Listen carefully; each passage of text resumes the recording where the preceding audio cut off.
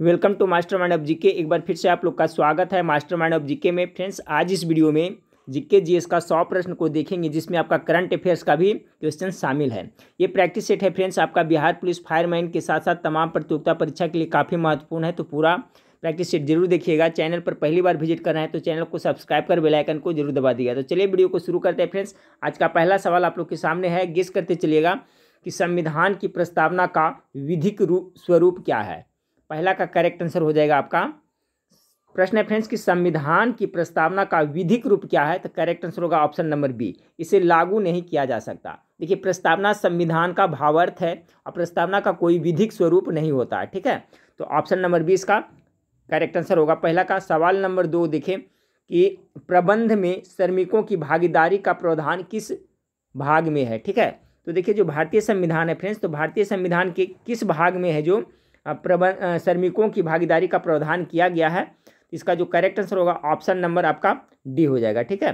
संविधान के भाग 4 में राज्य के नीति निर्देशक तत्व में श्रमिकों की प्रबंध में भागीदारी का उल्लेख किया गया है, तो ऑप्शन नंबर डी इसका करेक्ट आंसर होगा। सवाल नंबर 3 को देखिए, संविधान में अल्पसंख्यक को क्या अधिकार प्रदान किया गया है। अच्छा सवाल है फ्रेंड्स कि संविधान में अल्पसंख्यकों को क्या अधिकार प्रदान किया गया है। तो 3 नंबर सवाल का जो करेक्ट आंसर होगा फ्रेंड्स ऑप्शन नंबर सी हो जाएगा। धर्म और भाषा दोनों प्रावधान किया गया है। भारतीय संविधान के अनुच्छेद आपका 30 का कितना, 30 का ए, भारतीय संविधान के अनुच्छेद 30 के ए के आधार पर धर्म और भाषा के आधार पर, ठीक है, क्या धर्म और भाषा के आधार पर अल्पसंख्यक को संवैधानिक अधिकार प्रदान किया गया है, ठीक है। तो ऑप्शन नंबर सी इसका करेक्ट आंसर होगा, धर्म और भाषा पर। सवाल नंबर 4 को देखिए, कौन सुमेलित है, ठीक है। तो देखिए यहाँ पर अंग्रेजी दिया हुआ, इधर हिंदी दिया हुआ, तो इसमें कौन सा कर रहा है, कौन सही सुमेलित है, इसमें से कौन सा सही सुमेलित है, इसको आपको छांटना है। तो देखिए फ्रेंड्स, इसका जो राइट आंसर हो जाएगा ऑप्शन नंबर आपका सी हो जाएगा। 4 का जो करेक्ट आंसर हो जाएगा ऑप्शन नंबर सी। देखिए इसमें थोड़ा सा मिस्टेक किया फ्रेंड्स, इसमें होना चाहिए कौन सही सुमेलित नहीं है होना चाहिए, ठीक है, यहाँ पर मिस्टेक हुआ टाइपिंग में। तो कौन इसमें सही सुमेलित नहीं है, तो इसका right answer option number C होगा। प्रतिषेध का टू बी सर्टिफाइड नहीं होता है, ठीक है। प्रतिषेध का क्या होता है, तो राइट ऑफ प्रोहिबिशन होता है। तो यहाँ पर देखिए छूट गया, कौन सही सुमेलित नहीं होना चाहिए, ठीक है। बाकी बंदी प्रत्यक्षीकरण के to have the body of, फिर परमादेश के भी कमांडेड ए, अधिकार परीक्षा का हो गया बाय व्हाट अथॉरिटी, ये सभी जो सुमेलित है। जबकि प्रतिषेध का क्या होता है, तो प्रतिषेध का होता है फ्रेंड्स आपका राइट ऑफ प्रोहिबिशन होता है, और टू बी सर्टिफाइड के मतलब होता है उत्प्रेषण होता है, ठीक है। तो यहाँ पर नहीं होना चाहिए, तो इसलिए इसका राइट आंसर ये होगा ऑप्शन नंबर सी, ये आपका सुमेलित नहीं है। इस तरह से क्वेश्चन होना चाहिए। सवाल नंबर 5 को देखें, किसका कथन है भारत एक अर्ध संघात्मक राज्य है। किसने कहा था भारत एक अर्ध संघात्मक राज्य है। तो 5 का जो करेक्ट आंसर होगा फ्रेंड्स ऑप्शन नंबर आपका डी हो जाएगा, ठीक है। किसने कहा था, तो केसी व्हीलर साहब ने कहा था कि भारत एक अर्ध संघात्मक राज्य है। सवाल नंबर 5 का जो करेक्ट आंसर हो जाएगा ऑप्शन नंबर डी हो जाएगा। चलिए सवाल नंबर 6 को देखिए। सवाल नंबर 6 देखिए कि अनुच्छेद 162 का संबंध है किससे है। तो सवाल नंबर 6 का जो करेक्ट आंसर होगा फ्रेंड्स ऑप्शन नंबर बी, राज्य की कार्यपालिका शक्ति का विस्तार। अनुच्छेद 6 है जो किससे संबंधित है, तो राज्य की कार्यपालिका शक्ति का विस्तार। सवाल नंबर 7 को देखिए। सवाल नंबर आपका 7 है, सर्वप्रथम मतपत्र का प्रयोग कहाँ हुआ था, किस देश में हुआ था। 7 का करेक्ट आंसर ऑप्शन नंबर आपका सी हो जाएगा, एथेंस में हुआ था। सर्वप्रथम मत पत्र का प्रयोग कहाँ हुआ था फ्रेंड्स, तो आपका एथेंस यूनान, ठीक है, एथेंस यूनान में हुआ था। सवाल नंबर 8 को देखिए। 8 नंबर सवाल आपका है, धन विधेयक का उल्लेख संविधान के किस अनुच्छेद में। चलिए आप लोग गेस कर सकते हैं, जो धन विधेयक है इसका उल्लेख संविधान के किस अनुच्छेद में होगा। 8 का correct answer option number A, अनुच्छेद 110 होगा। 9 नंबर सवाल देखिए, निम्नांकित में से कौन सुमेलित नहीं है, इसमें से कौन सा है जो आपका सुमेलित नहीं है। तो 9 नंबर सवाल का राइट आंसर क्या होगा, गेस करिए। तो 9 नंबर सवाल का जो करेक्ट आंसर होगा फ्रेंड्स ऑप्शन नंबर आपका डी हो जाएगा, ठीक है। लिथोफाइट से जो मिट्टी में उगने वाले पौधे, ये है जो आपका सुमेलित नहीं है, क्योंकि लिथोफाइट्स के अंतर्गत जो चट्टान पर उगता है ना फ्रेंड्स, उसे कहा जाता है, ठीक है। चट्टान पर उगने वाले पौधों को लिथोफाइट्स कहते हैं, ना कि मिट्टी पर उगने वाले। तो यही है जो आपका सुमेलित नहीं है। 10 नंबर सवाल को देखिए। 10 नंबर सवाल आपका है फ्रेंड्स कि निम्न में कौन सुमेलित नहीं है, इसमें कौन सा सुमेलित नहीं है। तो 10 का क्या होगा, सार्वजनिक स्वास्थ्य एवं स्वच्छता राज्य सूची, ये तो सुमेलित है आपका। उसके बाद है जनगणना संघ सूची में आता है, ये भी आपका सुमेलित है। उसके बाद में आपका राज्यसभा में सीटों का बंटवारा द्वितीय अनुसूची, ये आपका सुमेलित नहीं है, क्योंकि फ्रेंड्स संविधान की चौथी अनुसूची में है ये। संविधान के चौथी अनुसूची में राज्यसभा के सीटों के बंटवारे के बारे में उल्लेख है, न कि द्वितीय में। तो ये है आपका सुमेलित नहीं, ऑप्शन नंबर सी इसका करेक्ट आंसर होगा। बाकी दल बदल कानून है जो 10वीं अनुसूची में है, ये आपका सुमेलित है। ये तो ट्रिक से याद रहता है, 10 से दल बदल और 10 से 10वीं अनुसूची में है। चलिए, तो 10 का करेक्ट आंसर सी हो गया। 11 नंबर सवाल को देखिए। 11 नंबर सवाल आपका है, संविधान की छठी अनुसूची के प्रावधान किस राज्य में लागू नहीं होता। तो संविधान का जो छठी अनुसूची है उसका प्रावधान नागालैंड में लागू नहीं होता। 11 का करेक्ट आंसर डी होगा। 12 नंबर सवाल, निम्नांकित में से कौन प्रकाश उदासीन पौधा है। तो प्रकाश उदासीन पौधा के अंतर्गत आपका आता है सूर्यमुखी, ठीक है। ऑप्शन नंबर ए इसका करेक्ट आंसर होगा। जैसे सूर्यमुखी हो गया, और देखिए कपास हो गया, टमाटर हो गया, मिर्च हो गया, ये सभी प्रकाश उदासीन पौधा का उदाहरण है। चलिए सवाल नंबर 13 को देखते हैं।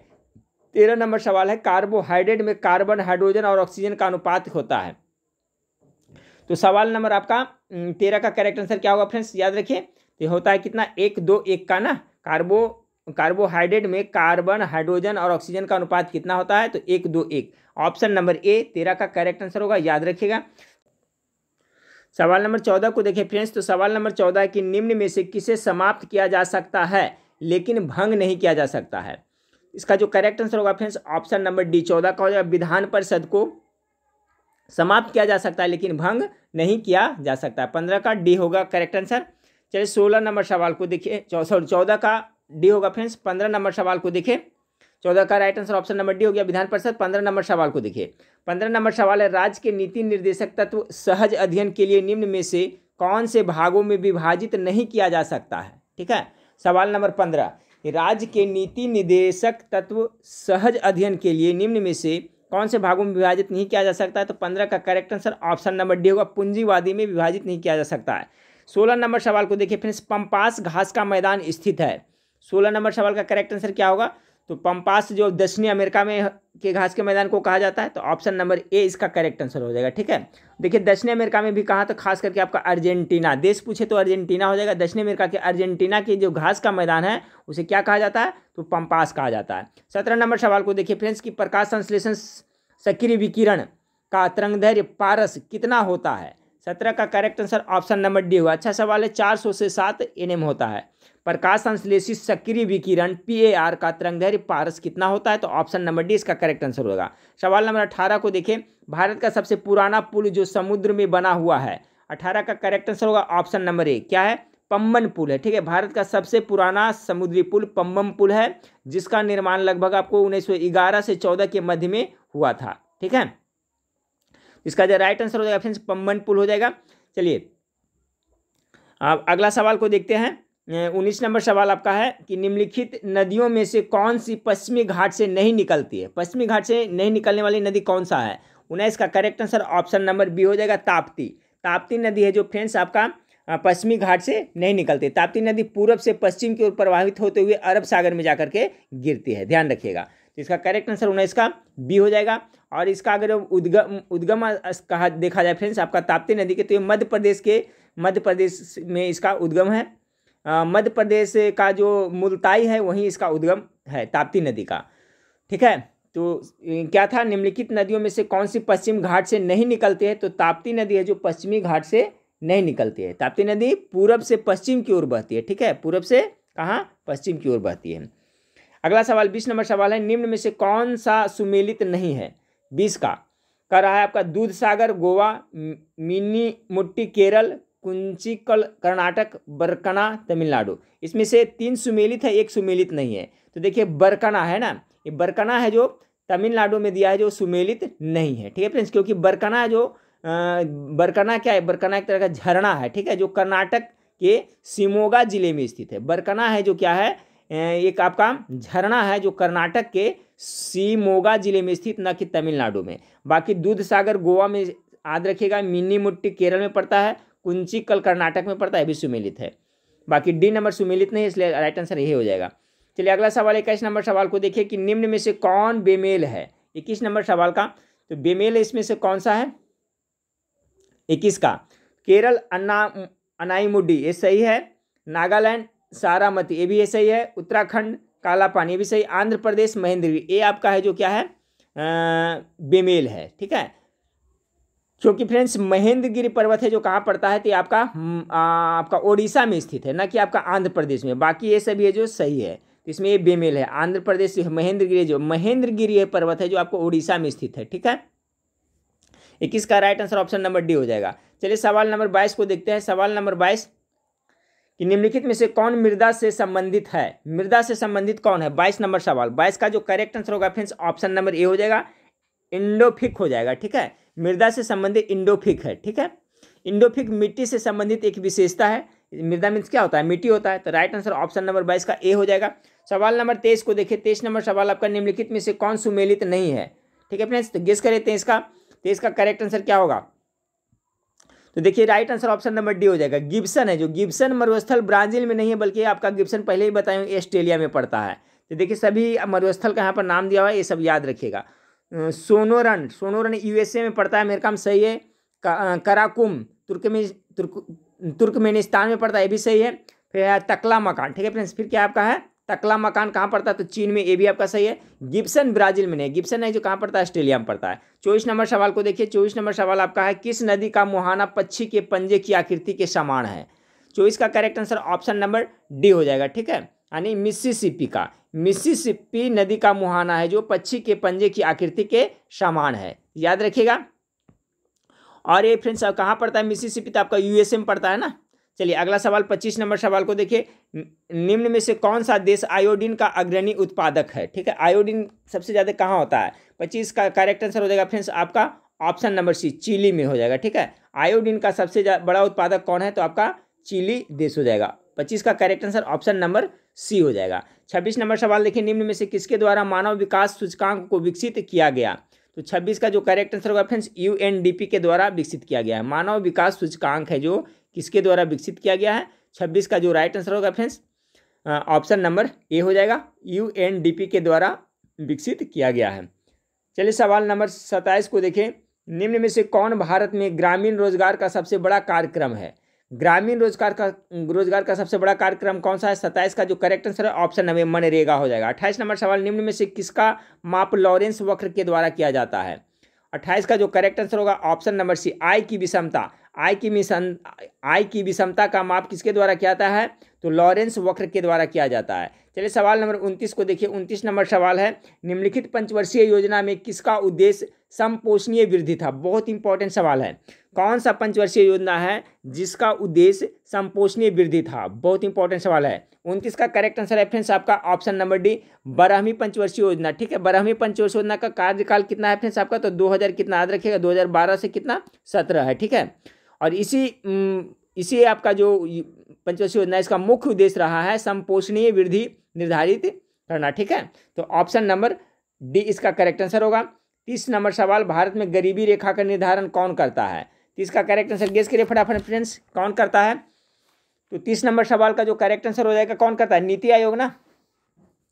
तो इसका जो correct answer option number C हो जाएगा, ठीक है। नीति आयोग के द्वारा गरीबी रेखा का निर्धारण किया जाता है। 31 नंबर सवाल को देखिए। आरबीआई के आधार पर 5 वर्ष में डिजिटल भुगतान में कितने प्रतिशत की वृद्धि हुई है आरबीआई के अनुसार? 31 का जो करेक्ट आंसर है ऑप्शन नंबर बी, लगभग कितना 55.1% वृद्धि हुई है। 31 का भी। 32 केंद्र सरकार ने 24 अप्रैल 2020 में किस योजना को प्रारंभ किया? देखिए अभी कुछ आपका करंट अफेयर्स कोई प्रश्न देखने को मिलेंगे जो एग्जाम के दृष्टिकोण से काफी महत्वपूर्ण है। 32 में करा, केंद्र सरकार ने 24 अप्रैल 2020 में किस योजना को प्रारंभ किया है? तो 32 का करेक्ट आंसर होगा ऑप्शन नंबर ए, स्वामित्व योजना का प्रारंभ किया है, ठीक है। तो इस तरह से ही पूछा जा सकता है फ्रेंड्स कि स्वामित्व योजना का प्रारंभ कब किया गया? तो याद रखिए 24 अप्रैल 2020 को किया गया है, ठीक है। अब देखिए फ्रेंड्स ये स्वामित्व योजना है, इसके बारे में थोड़ा सा मैं बताता हूँ। स्वामित्व का पूरा नाम क्या होता है? Survey of village and mapping. ये जो आपका स्वामित्व योजना है इसका फुल फॉर्म अगर देखिए फ्रेंड्स तो होता है सर्वे ऑफ विलेज। विलेज मतलब क्या होता है? गांव। Villages and mapping improvised technology, ये इसका फुल फॉर्म होता है, ठीक है, स्वामित्व योजना का, ठीक है। इस योजना के तहत क्या होता है, ड्रोन के जरिए, इस योजना के तहत जो स्वामित्व योजना है तो उसमें क्या ड्रोन के जिसमें कैमरा लगा होता है, तो ड्रोन के जरिए गांव की ज़मीनों का सीमांकन किया जाता है। अच्छा सवाल है फ्रेंड्स, याद रखिए, एक बार फिर से देख लें कि केंद्र सरकार ने 24 अप्रैल 2020 को किस योजना का प्रारंभ किया, तो स्वामित्व योजना। स्वामित्व योजना का फुल फॉर्म बताया, survey of village and mapping improvised technology, और इसको क्या ड्रोन के माध्यम से क्या करता है, गांव के ज़मीनों का सीमांकन किया जाता है, ठीक है। चलिए सवाल नंबर 33 को देखिए। 33 नंबर, डेल्टा नामक तूफान से कहाँ काफ़ी नुकसान हुआ, ठीक है, डेल्टा नामक तूफान से। तो 33 का करेक्ट आंसर हो जाएगा फ्रेंड्स ऑप्शन नंबर बी, आपका अमेरिका यूएसए में आया था डेल्टा नामक तूफान। ये भी इंपॉर्टेंट है, याद रखिएगा। डेल्टा जो तूफान है जो आपका यूएस में आया था, कहाँ कब आया था, तो 2020 में आया था, ठीक है। 2020 में डेल्टा तूफान चक्रवाती तूफान था जो आपका अमेरिका में आया था, यूएसए में आया था। 34 नंबर सवाल, पुलित्जर पुरस्कार 2019 किसे प्राप्त हुआ था, प्राप्त हुआ। 34 का correct answer option number D हो जाएगा फ्रेंड्स, सभी को दिया गया था, कार्लोस लीजडा, एरेथा फ्रैंकलिन और न्यूयॉर्क टाइम्स को, सभी को दिया गया है पुलित्जर पुरस्कार 2019 का। तो 34 का डी हो गया। 35 नंबर सवाल के देखिए, जम्मू कश्मीर के 3 फोटो पत्रकारों को, ठीक है, फोटो पत्रकारों को 2020 का कौन सा पुरस्कार प्राप्त हुआ है। 35 का करेक्ट आंसर होगा पुलित्जर पुरस्कार दिया गया, ठीक है। 2020 में जम्मू कश्मीर के 3 को दिया गया, ठीक है, कौन सा, तो पुलित्जर पुरस्कार। 35 का correct answer option number A हो गया। 36 नंबर सवाल को देखिए फ्रेंड्स। 36 नंबर सवाल आपका है कि 29वां सरस्वती पुरस्कार प्राप्त करता है। 36 का correct answer option number A हो जाएगा, वासुदेव मोही को दिया गया है, ठीक है। 29वां सरस्वती पुरस्कार किसे दिया गया, तो वासुदेव मोही को दिया गया है। चलिए अगला सवाल को देखते हैं। 37 नंबर सवाल, किस देश की सरकार ने भारतीयों को अपने यहाँ वीजा मुक्त प्रवेश की अनुमति दी है, कौन सा देश दिया है फ्रेंड्स, तो 37 का correct answer option number C, Brazil हो जाएगा, ठीक है। किस देश की सरकार ने भारतीयों को अपने यहाँ वीजा मुक्त प्रवेश की अनुमति दे दी है, तो ब्राजील ने ऐसा किया है। 38वां अंतर्राष्ट्रीय सौर गठबंधन की दूसरी बैठक कहाँ हुई, ठीक है, अंतर्राष्ट्रीय सौर गठबंधन का दूसरी बैठक कहाँ हुई। 38 का राइट आंसर सी आपका भारत में हुई थी, ठीक है। 39 नंबर सवाल को देखिए फ्रेंड्स। 39 नंबर सवाल, अक्टूबर 2019 में किस देश से संयुक्त राष्ट्र शांति रक्षा मिशन को समाप्त कर दिया गया, कर अक्टूबर 2019 में किस देश से संयुक्त राष्ट्र शांति रक्षा मिशन को समाप्त कर दिया गया। 39 का करेक्ट आंसर हो जाएगा ऑप्शन नंबर सी, हैती को। चलिए सवाल नंबर 40 को देखिए। 40 नंबर सवाल है, विश्व का प्रथम कृत्रिम बुद्धिमत्ता विश्वविद्यालय की स्थापना कहाँ की गई। 40 नंबर सवाल का जो करेक्ट आंसर होगा फ्रेंड्स ऑप्शन नंबर बी हो जाएगा, ठीक है। कहाँ, तो संयुक्त अरब अमीरात में यानी यूए में किया गया है। विश्व का प्रथम कृत्रिम बुद्धिमत्ता विश्वविद्यालय की स्थापना कहाँ, तो यूएई में किया गया है।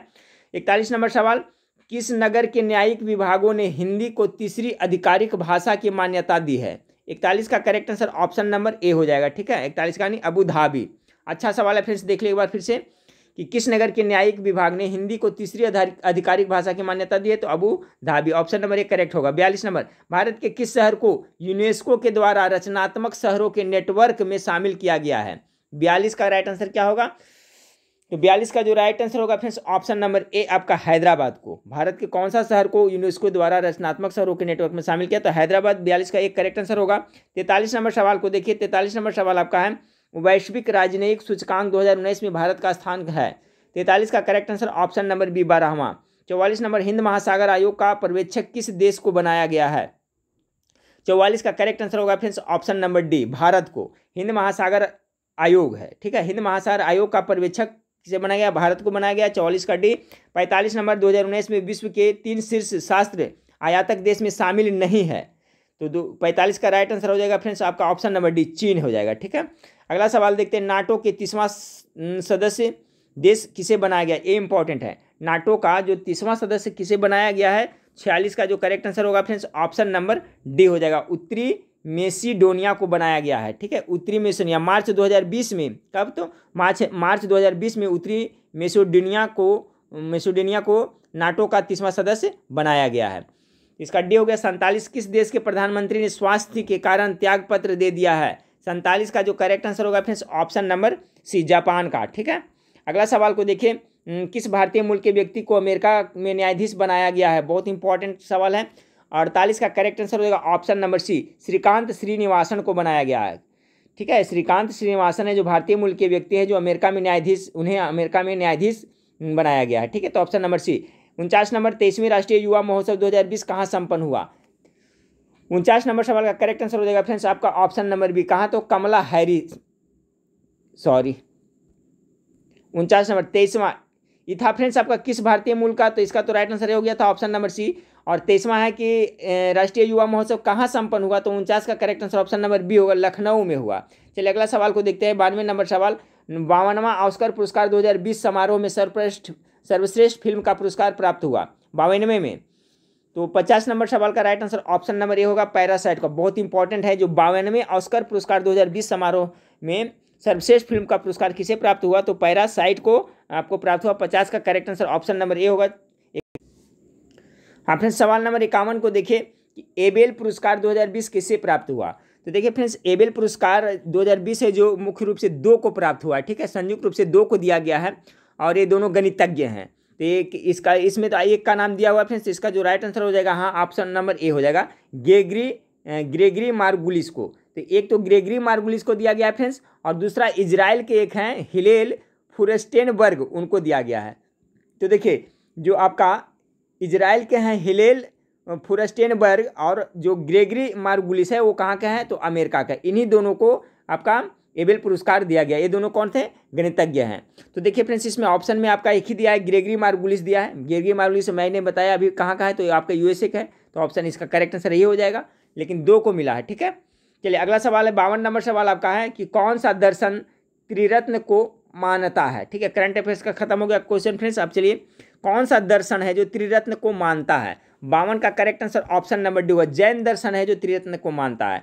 53 नंबर सवाल को देखिए, भागवत धर्म का ज्ञात सर्वप्रथम अभिलेखीय साक्ष्य है। 53 नंबर सवाल का correct answer option number B होगा, बेसनगर का गरुड़ स्तंभ। बेसनगर का जो गरुड़ स्तंभ है फ्रेंड्स, वो क्या भागवत धर्म का से संबंधित है, यानी भागवत धर्म का ज्ञात सर्वप्रथम अभिलेखीय साक्ष्य है। तो यही आपका बेसनगर का गरुड़ स्तंभ है जो है। तो 53 का correct answer option number B हो जाएगा। 54 नंबर सवाल को देखिए, 54 नंबर सवाल आपका है कि किस अभिलेख से ज्ञात होता है कि अशोक ने पशु बलि को प्रतिबंधित कर दिया था। बहुत अच्छा सवाल है फ्रेंड्स। 54 का करेक्ट आंसर होगा, शिलालेख कितना, पहला में बताया गया है, ठीक है।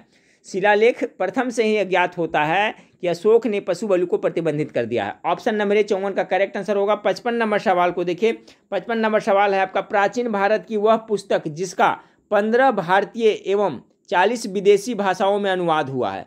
चलिए, तो प्राचीन भारत का वह कौन सा पुस्तक है जिसका 15 भारतीय एवं 40 विदेशी भाषाओं में अनुवाद हुआ है? 55 का करेक्ट आंसर होगा friends option number B, Panchatantra, ठीक है।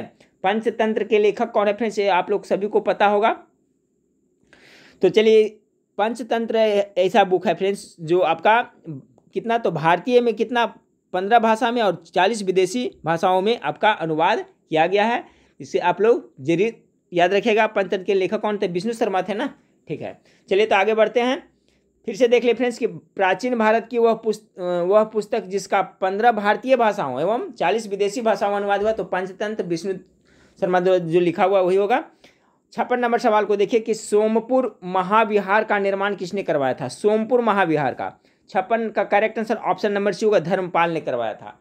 सोमपुर महाविहार का निर्माण किसने करवाया था? तो धर्मपाल ने करवाया था। 56 का correct answer option number C होगा।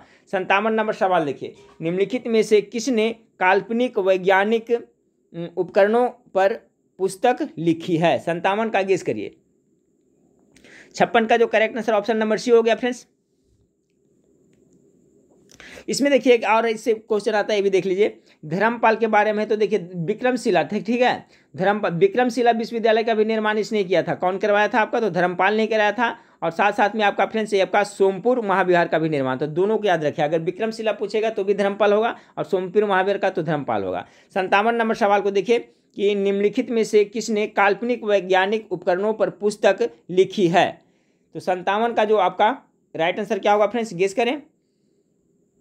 57 नंबर सवाल का right answer option number A होगा, भोज ने लिखा है, ठीक है। देखिए भोज था जो कौन था, ये परमार वंश का शासक राजा था ये भोज, ठीक है। इन्होंने काल्पनिक वैज्ञानिक उपकरणों पर पुस्तक लिखी है, ठीक है। चलिए सवाल नंबर 58 को देखते हैं। 58 नंबर सवाल आपका फ्रेंड्स कि किस शासक ने राज्याभिषेक के पश्चात प्रसिद्ध 12 आदेशी 12 आदेश जारी किया था। वह कौन सा शासक था जिन्होंने राज्य अभिषेक के पश्चात में कितना प्रसिद्ध 12 आदेश जारी किया था? 58 का राइट आंसर हो जाएगा friends option number C, Jahangir ने।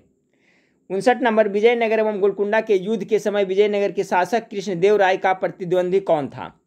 चलिए 59 नंबर सवाल का जवाब दे। 59 नंबर सवाल का करेक्ट आंसर होगा फ्रेंड्स ऑप्शन नंबर कुली कुतुब शाह था। देखिए विजयनगर के शासक कृष्णदेव राय, क्वेश्चन क्या कर रहा है कि विजयनगर एवं गोलकुंडा के युद्ध के समय विजयनगर के शासक कृष्णदेव राय के प्रतिद्वंदी कौन था? तो इसका जो मुख्य प्रतिद्वंदी था फ्रेंड्स तो यही था कुली कुतुब शाह था। ठीक है, 60 नंबर सवाल को देखें कि 60 नंबर सवाल देखिए फ्रेंड्स कि किस सुल्तान ने निजामुद्दीन औलिया ने भेंट करने से इनकार कर दिया था? किस सुल्तान से निजामुद्दीन औलिया ने भेंट करने से इनकार कर दिया था? तो 60 का करेक्ट आंसर होगा फ्रेंड्स आपका क्या ऑप्शन नंबर अलादीन खिलजी से। ये जो निजामुद्दीन औलिया थे वो अलादीन खिलजी से भेंट करने से इनकार कर दिए थे। ठीक है, याद रखिएगा। 60 का right answer option number B हो गया। 61 नंबर सवाल को देखिए, मुगल काल में किस महिला ने ऐतिहासिक विवरण लिखा है? 61 का correct answer option number Gulbadan Begum ने ऐतिहासिक विवरण लिखा है। 62 किस समाज सुधारक ने पुस्तक ज्ञान योग्य, कर्मयोग्य और राजयोग्य नामक पुस्तक लिखी है? चलिए गेस करिए 62 का क्या होगा राइट आंसर। तो ये विवेकानंद ने लिखा है फ्रेंड्स आपका ज्ञान योग, कर्मयोग और राजयोग। चलिए अगला सवाल को देखते हैं। अब 62 का राइट आंसर ऑप्शन नंबर हो गया। 63 नंबर सवाल को देखिए। 63 नंबर सवाल है, निम्न में से कौन सा बेमेल है? तो बेमेल में इसमें कौन सा है 63 का? तो ब्रिटिश इंडिया सोसाइटी लंदन ये आपका सही है। ईस्ट इंडिया एसोसिएशन यही आपका बेमेल है। बाकी नेशनल इंडिया एसोसिएशन लंदन में ये भी सही है। इंडियन एसोसिएशन कोलकाता भी सही है। आपका ईस्ट इंडिया एसोसिएशन है, तो ईस्ट इंडिया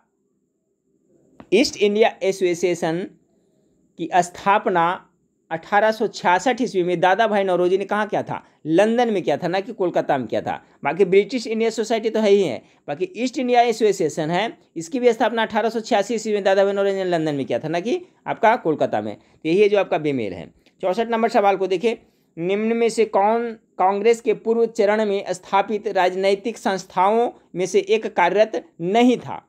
64 का correct answer option number D होगा, लैंड होल्डर्स सोसाइटी। 65 नंबर सवाल को देखिए, कह रहा है कृत्रिम मधुरक जो केवल ठंडी परिस्थिति में ही अस्थायी है, क्या है वो? 65 का जो करेक्ट आंसर होगा ऑप्शन नंबर सी। ठीक है, ऑप्शन नंबर एस्पार्टेम। कृत्रिम मधुरक जो केवल ठंडी परिस्थिति में ही अस्थायी है तो क्या है? तो एस्पार्टेम है। ऑप्शन नंबर सी 65 का करेक्ट आंसर होगा। 66 नंबर, गद्दर क्रांति छिड़ने का सबसे महत्वपूर्ण कारण क्या था? चलिए गेस करिए, गद्दर क्रांति। 66 का जो राइट आंसर क्या होगा फ्रेंड्स ऑप्शन नंबर सी हो जाएगा। ठीक है, प्रथम विश्व युद्ध। प्रथम विश्व युद्ध के कारण ही गद्दर क्रांति हुआ था। ठीक है, प्रथम विश्व युद्ध कब हुआ था? 1914 ईस्वी में। 1914 ईस्वी में हुआ था ना, तो यही है गद्दर क्रांति छिड़ने का जो प्रमुख कारण है। तो क्या था आपका? प्रथम विश्व युद्ध। 66 का right answer option number C होगा। 67 नंबर सवाल को देखिए, एम.के. गांधी समर्थक थे किसके? एम.के. गांधी किसके समर्थक थे? 67 का। तो इसका राइट आंसर होगा फ्रेंड्स दार्शनिक अराजकतावाद के समर्थक था। ठीक है, यानी एम.के. यानी महात्मा गांधी किसके समर्थक थे? तो option number D correct answer होगा। चलिए 68 नंबर सवाल को देखें, निम्नलिखित को सही कालक्रम में व्यवस्थित करें। 68 नंबर सवाल का, बाल गंगाधर की मृत्यु कब हुआ था? तो 1920 ईस्वी में। चलिए मैं लिख देता हूँ। दूसरा में क्या है फ्रेंड्स आपका? साइमन आयोग की नियुक्ति हुआ था कितना? 1927 में हुआ था। ठीक है, कितना? 1927 में। उसके बाद में कच्छ विद्रोह कब हुआ था? तो आपका 1800 कितना में हुआ था? 19 में हुआ था। उसके बाद में बछेरा विद्रोह बच गया। ठीक है, बछेरा विद्रोह हुआ था कितना? तो 1818 में हुआ था, 1818 में। अब काल क्रम के अनुसार सजाने के लिए करा है फ्रेंड्स, तो 68 का जो करेक्ट आंसर हो जाएगा ऑप्शन नंबर आपका बी हो जाएगा। यानी सबसे पहले कौन सा होगा? चौथा, उसके बाद तीसरा, उसके बाद पहला, उसके बाद दूसरा। सबसे पहले चौथा। ठीक है, सबसे यानी बछेरा विद्रोह कब हुआ था? तो बछेरा विद्रोह 1818 में। उसके बाद आएगा फ्रेंड्स आपका कौन सा? कच्छ विद्रोह आया था। कच्छ विद्रोह 1819 ईस्वी में हो जाएगा। ठीक है, उसके बाद आ गया आपका कौन सा? साइमन नहीं, उसके बाद में आ जाएगा आपका 1 नंबर बाल गंगाधर की मृत्यु। उसके बाद में आएगा साइमन कमीशन। ठीक है फ्रेंड्स, तो सब डेट याद रखिएगा। इसका राइट आंसर ऑप्शन नंबर आपका बी हो जाएगा। इसमें कर सम्मिलित है तो आपका ऑप्शन नंबर बी इसका करेक्ट आंसर। 4, 3, 1 उसके बाद 2। चलिए अगला सवाल, कौन बेमेल है? इसमें बहुत सा बेमेल वाला क्वेश्चन दिया हुआ है फ्रेंड्स। चलिए ऐसा एक सवाल, एक या दो सवाल पूछा जाता है। 69 नंबर सवाल देखिए, बेमेल रहता है उससे बहुत कुछ सीखने को मिलता है, उससे 3-4 प्रश्न का हमें जवाब प्राप्त होता है। 69 नंबर सवाल, कौन बेमेल? इसमें देखिए, हो विद्रोह कब हुआ था? इतना में हुआ था। खैरवार विद्रोह इतना में हुआ था। दक्कन कृषकों का विद्रोह इतना में हुआ था। नील क्रांति इतना में हुआ था। चलिए, तो इसमें से कह रहा है कौन बेमेल है? 3 तो सही है, 1 तो गलत है। तो देखिए, ये तो आपका सही है, हो विद्रोह हुआ था 1820-21 में। खैरवार विद्रोह भी सही है। दक्कन कृषकों का विद्रोह 1884, ये आपका बेमेल है। बाकी नील क्रांति 1859 से 60 हुआ था।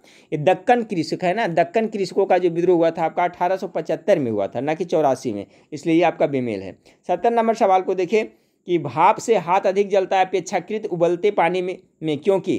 तो सभी को पता है गुप्त ऊष्मा के बारे में फ्रेंड्स, क्या होता है इसमें, गुप्त ऊष्मा अधिक होती है ना। ऑप्शन नंबर इसका राइट आंसर है, भाप में गुप्त ऊष्मा होती है, यही कारण से। 71 नंबर सवाल को देखिए, 71 नंबर सवाल है, निम्न में किसमें जल आसानी से घुल जाती है? निम्न में किसमें जल आसानी से घुल जाती है? 71 का करेक्ट आंसर हो जाएगा friends option number C, ammonia में जल है जो आसानी से घुल जाती है। 72 नंबर, कंप्यूटर वायरस का तात्पर्य क्या है? चलिए, कंप्यूटर से संबंधित एक प्रश्न है, तो देखिए कंप्यूटर से संबंधित भी आप लोग कॉन्सेप्ट क्लियर रखें, 1-2 प्रश्न कभी कभी पूछ दिया जाता है। 72 का राइट आंसर क्या होगा? तो इसका हो जाएगा ऑप्शन नंबर डी, विदेशपूर्ण कार्यक्रम। ठीक है, कंप्यूटर वायरस का मतलब क्या हुआ? विदेशपूर्ण कार्यक्रम। 72 का जो करेक्ट आंसर होगा फ्रेंड्स ऑप्शन नंबर डी हो जाएगा। ठीक है, कंप्यूटर की अशुद्धियों को क्या कहा जाता है? तो क्वेश्चन आता है उसे बग कहा जाता है, ये भी याद रखिएगा। चलिए, अगला सवाल को देखते हैं फ्रेंड्स। 73 नंबर सवाल है, क्रायोजेनिक ईंधन का इस्तेमाल होता है किसमें होता है? 73 का correct answer option number C, space shuttle में होता है। 74 नंबर, हाइड्रोफाइट कहते हैं, हाइड्रोफाइट किसे कहते हैं? 74 का जो करेक्ट आंसर है ऑप्शन नंबर बी, जलीय पौधा को क्या हाइड्रोफाइट कहा जाता है। 75 नंबर सवाल को देखिए, मनुष्य आर्द्रता व गर्मी से परेशानी अनुभव करता है, इसका कारण क्या है? 75 का जो करेक्ट आंसर है ऑप्शन नंबर सी, पसीना आर्द्रता के कारण वाष्पित नहीं होता है। तो 75 का जो correct answer option number C होगा। 76 नंबर सवाल, न्यूट्रॉन की खोज किसने किया था? तो न्यूट्रॉन का खोज किसने? चैडविक ने किया था ना, option number A right answer होगा फ्रेंड्स। इलेक्ट्रॉन के जे थॉमसन ने किया था, याद रखिएगा। नाभिक का खोज किसने किया था? तो रदरफोर्ड ने किया था। ठीक है, सभी का याद रखिए। तो न्यूट्रॉन का खोज किसने किया था? चैडविक ने किया था। 76 का जो राइट आंसर हो जाएगा फ्रेंड्स ऑप्शन नंबर ए हो जाएगा। अगला सवाल देखते हैं, सूक्ष्म जीवाणु की विशेषता है। 77 का जो राइट आंसर है फ्रेंड्स ऑप्शन नंबर डी, यह एक कोशिकीय होता है। जितने भी सूक्ष्म जीवाणु होते हैं, सूक्ष्म बैक्टीरिया होते हैं, वो क्या होता है? एक कोशिकीय होते हैं। तो ऑप्शन नंबर ये आपका डी विशेषता है। और 78 नंबर सवाल को देखिए, 78 नंबर सवाल आपका, हृदय की धड़कन नियंत्रित करने के लिए इनमें से कौन सा खनिज आवश्यक है? चलिए, इसका जवाब आप लोग को सभी को पता होना चाहिए फ्रेंड्स, बहुत बार बताए हैं। तो पोटेशियम है। ठीक है, पोटेशियम इसका करेक्ट आंसर हो जाएगा। पोटेशियम हृदय की धड़कन एवं नाड़ी संस्थान के कार्यों को संचालित करता है, इसलिए इंपॉर्टेंट है। तो हृदय की धड़कन नियंत्रित करने के लिए कौन सा खनिज आवश्यक है? तो पोटेशियम। 78 का राइट आंसर सी हो जाएगा। 79 नंबर सवाल को देखिए, प्रोटीन हीमोग्लोबिन के संबंध में सही कथन यह है कि? 79 का, तो प्रोटीन हीमोग्लोबिन के संबंध में सही कथन यह है कि, इसका right answer option number C होगा, रोगों के प्रतिरोध के लिए प्रतिरक्षी पदार्थ बनाना। ठीक है, प्रोटीन हीमोग्लोबिन के संबंध में यही कथन है जो आपका सही है। 79 का right answer option number C होगा। 80 नंबर सवाल को देखें। 80 नंबर सवाल है, किसी पात्र में भरी गैस के ताप में वृद्धि होने से क्या होगा? किसी भी पात्र है उसमें भरी गैस के, मान लीजिए कोई पात्र है, ठीक है, किसी पात्र में भरी गैस के ताप में और उसमें गैस भरा हुआ, उसमें टेम्परेचर वृद्धि होता है, तो क्या होगा फ्रेंड्स? 80 नंबर सवाल का correct answer option number C हो जाएगा, इसकी गतिज ऊर्जा में वृद्धि होगी। अच्छा सवाल है फ्रेंड्स, फिर से एक बार देखें कि किसी पात्र में भरी गैस के ताप में वृद्धि होने से क्या होगा? तो इसकी गतिज ऊर्जा में वृद्धि होगा। 81 नंबर, कश्मीर के 4 शरीफ में किस सूफी संत का दरगाह है? 81 नंबर सवाल, कश्मीर के चरार-ए-शिराफ, कश्मीर के चरार-ए-शिराफ में किसका दरगाह है? 81 का करेक्ट आंसर सी हो जाएगा, शेख नूरुद्दीन वली का है। 82 नंबर सवाल को देखिए, पत्रकार खुशवंत सिंह द्वारा लिखी गई आत्मकथा का नाम क्या है? 82 का correct answer option number D हो जाएगा। ठीक है, 82 का ऑप्शन नंबर डी हो जाएगा, truth love and a little malice. पत्रकार खुशवंत सिंह द्वारा लिखी गई आत्मकथा का नाम क्या है? तो truth love and a little malice. 83, Shivanthi cup किस खेल से संबंधित है? चलिए, अच्छा सवाल है। शिवांती कप किससे संबंधित है फ्रेंड्स? गेस करिए, फुटबॉल से, वॉलीबॉल से, हॉकी से या लॉन टेनिस से? 83 का करेक्ट आंसर हो जाएगा ऑप्शन नंबर बी, वॉलीबॉल से। ठीक है, शिवांती कप है जो किससे संबंधित है? वॉलीबॉल से। चलिए, शिवांती कोई लड़की का नाम है, वो क्या खेलती है? तो वॉलीबॉल खेलती है। चलिए, इस तरह से भी कुछ बिठा ले, याद रहेगा। 83 का बी हो गया। 84 नंबर सवाल को देखिए, निम्न में से कौन सुमेलित नहीं है? 84 का, तो देखिए इसका जो राइट आंसर होगा फ्रेंड्स, जेएल नेहरू का शांतिवन सही है, लाल बहादुर इसका भी है समाधि बिल्कुल सही है, इंदिरा गांधी का समाधि शक्ति स्थल है, राजीव गांधी का कर्म भूमि ये आपका गलत है फ्रेंड्स, ठीक है, राजीव भूमि का ये आपका गलत है, क्योंकि फ्रेंड्स राजीव भूमि का जो आपका समाधि स्थल वो वीर भूमि के नाम से जाना जाता है, न कि कर्म भूमि से। बाकी याद रखिए आपका जवाहरलाल नेहरू के समाधि स्थल को शांतिवन कहा जाता है, लाल बहादुर शास्त्री के समाधि स्थल को आपको विजय घाट कहा जाता है, इंदिरा गांधी को शक्ति घाट कहा जाता है, राजीव गांधी को वीर भूमि कहा जाता है, कर्म भूमि इनका नहीं कहा जाता है, ठीक है फ्रेंड्स, तो इसको याद रखिएगा। चलिए आगे देखते हैं, पीत में जल का प्रतिशत कितना होता है, ठीक है, पित्त रस का स्राव कहाँ होता है फ्रेंड्स, याद रखिए यकृत से होता है, हमेशा ही पूछा जाता है। पित्त जो होता है कहाँ से होता है, यकृत से स्राव होता है और पित्ताशय में जमा होता है। तो इसमें जल कितना प्रतिशत होता है, इसका राइट आंसर होगा लगभग 85% जल होता है पित्त में। बाइल में कितना, तो 85%। 86, ओजोन परत के संरक्षण का अंतर्राष्ट्रीय दिवस कब मनाया, ये टॉप मोस्ट भी है, ये करीब करीब हर एक एग्जाम में क्वेश्चन पूछ दिया जा रहा है, ठीक है फ्रेंड्स। तो ओजोन परत के संरक्षण के लिए अंतर्राष्ट्रीय दिवस कब मनाया जाता है, ओजोन दिवस भी कह सकते हैं इसे। तो 86 का जो राइट आंसर होगा आपका 16 सितंबर को ओजोन अंतर्राष्ट्रीय ओजोन परत संरक्षण दिवस के रूप में मनाया जाता है। 87 को देखिए, कार्लसन थिप्से किस खेल से जुड़ा हुआ है, 87 का जो आपका करेक्ट आंसर हो जाएगा फ्रेंड्स, ऑप्शन नंबर आपका ए शतरंज से है, ठीक है, कार्लसन थिप्से शतरंज से जुड़े हुए हैं। 88, हंसा 2 क्या है, चलिए गेस करिए हंसा 2 क्या है। 88 का जो करेक्ट आंसर हो जाएगा फ्रेंड्स आपका हंसा 2 है, जो प्रशिक्षण यान का नाम है, क्या है, प्रशिक्षण यान का नाम है हंसा 2। 89 को देखिए, कामराज योजना का संबंध है, कामराज योजना का संबंध किससे, ये भी अच्छा सवाल है 89 का। इसका होगा कांग्रेस पार्टी की जीवंत बनाना, एक कामराज योजना है जो किससे संबंधित है, तो कांग्रेस पार्टी को जीवंत बनाना से संबंधित है। 90 नंबर सवाल को देखिए फ्रेंड्स कि ऑपरेशन तलवार किससे संबंधित है, बहुत इंपॉर्टेंट है। 90 का जो करेक्ट आंसर होगा ऑप्शन नंबर कारगिल अभियान से। ऑपरेशन तलवार किससे संबंधित, तो कारगिल अभियान से संबंधित है। चलिए 91 नंबर सवाल को देखिए, निम्न में से कौन सा सुमेलित नहीं है। 91 नंबर सवाल का करेक्ट आंसर हो जाएगा friends option number B, Indira Chakravarti नृत्यांगना, ये जो सुमेलित नहीं है, ठीक है। इंदिरा चक्रवर्ती का संबंध साहित्य से है, ठीक है, न कि आपको नृत्यांगना से है। बाकी मधुमिता रावत पोषाहार वैज्ञानिक सही है। मीरा भाटिया विधिवेता ये भी सही है। साध्वी साधना गृहिणी चिकित्सक ये भी सही है। इंदिरा चक्रवर्ती है जो आपका साहित्य से संबंधित है, तो यही आपका राइट आंसर हो जाएगा। 92 नंबर सवाल को देखिए, अंतर्राष्ट्रीय न्यायालय के न्यायाधीश का कार्यकाल कितना होता है। चलिए बहुत बार बताए हैं फ्रेंड्स, इसका जवाब सभी को पता होना चाहिए। 92 का क्या होगा राइट आंसर, तो ऑप्शन नंबर कितना, 9 वर्ष ना, ऑप्शन नंबर सी इसका करेक्ट आंसर हो जाएगा। अंतर्राष्ट्रीय न्यायालय का जो मुख्यालय द हेग में पड़ता है, ठीक है, और इसके जो न्यायाधीश होते हैं इसके कार्यकाल 9 वर्ष के लिए होते हैं। सबसे पुराना वाद्य यंत्र कौन है, ये भी इंपॉर्टेंट है, चलिए बहुत बार बताया हूँ मैं, गेस करिए। तो सबसे पुराना वाद्य यंत्र जो आपका सरस्वती माता बजाती है वीणा, वही हो जाएगा। ऑप्शन नंबर डी इसका करेक्ट आंसर होगा। 94 नचिकेता और यम संवाद किस उपनिषद का विषय है, चलिए ये भी तो आपको पता है फ्रेंड्स। तो नचिकेता और यम का संवाद है जो, इसका राइट आंसर होगा फ्रेंड्स बृहद्रणायक उपनिषद का विषय है। ऑप्शन नंबर 94 का करेक्ट। हाँ फ्रेंड्स, तो सवाल नंबर 95 को देखिए। सवाल नंबर 95 आपका त्यागराज आराधना त्यौहार मनाया जाता है, कहाँ मनाया जाता है। 95 का जो आपका करेक्ट आंसर होगा फ्रेंड्स ऑप्शन नंबर आपका बी हो जाएगा, ठीक है, तंजौर में मनाया जाता है।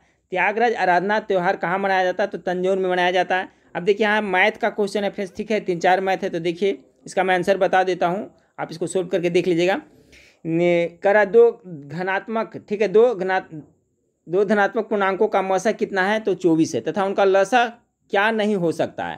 तो एक बात ध्यान रखिएगा फ्रेंड्स, देखिए इसमें जो लसा यानी जो 24 से नहीं कटता है वह इसका लसा नहीं होगा, ठीक है। तो 72 कट रहा है, 216 भी कट रहा है, 600 भी कट रहा है, ये आपका नहीं कट रहा है फ्रेंड्स, इसका मतलब यह है जो आपका क्या है, इसका लसा नहीं हो सकता। ऑप्शन नंबर सी इसका करेक्ट आंसर होगा। 97 नंबर देखिए सिंपल है फ्रेंड्स, आपका a + b के whole square minus a - b के होल स्क्वायर बराबर एक फार्मूला होता है, क्या होता है, 4ab होता है, ठीक है। तो a के जगह पर इसको डाल दीजिए और b के जगह पर इसको डाल दीजिए, ठीक है। और नीचे देखिए आपका कितना है, इतना है, तो देखिए दोनों से दोनों कट जाएगा, तब बचेगा क्या, 4। तो इसका right answer option number B हो जाएगा, ठीक है। इसका राइट आंसर क्या हो जाएगा, ऑप्शन नंबर बी हो जाएगा। उसी तरह से 98 नंबर सवाल है, 98 नंबर सवाल का जो करेक्ट आंसर सोल्व करके देखिएगा, इसका correct answer option number C आएगा। 98 का सी आएगा, 15 अनुपात कितना, 8 आएगा। 99 का राइट आंसर आएगा ऑप्शन नंबर डी आएगा। ठीक है, 7 लगातार आने वाली घन पूर्णांक का औसत 26 है। इन पूर्णांकों में सबसे छोटा कौन सा होगा? तो राइट आंसर इसका आ रहा है ऑप्शन नंबर डी। 100 नंबर सवाल का जो आंसर की में दे रहा है फ्रेंड्स, इसका ऑप्शन नंबर बी दे रहा है, यानी 992 रुपया, 992 रुपया। ठीक है फ्रेंड्स, तो चलिए देखिए 100 प्रश्न था फ्रेंड्स, इसमें आपका 3-4 मैथ था, बाकी जीके जीएस से था। तो इसी तरह से फ्रेंड्स मैं आपको कंटिन्यू वीडियो प्रोवाइड कराता रहूँगा। देखने के लिए थैंक यू, धन्यवाद।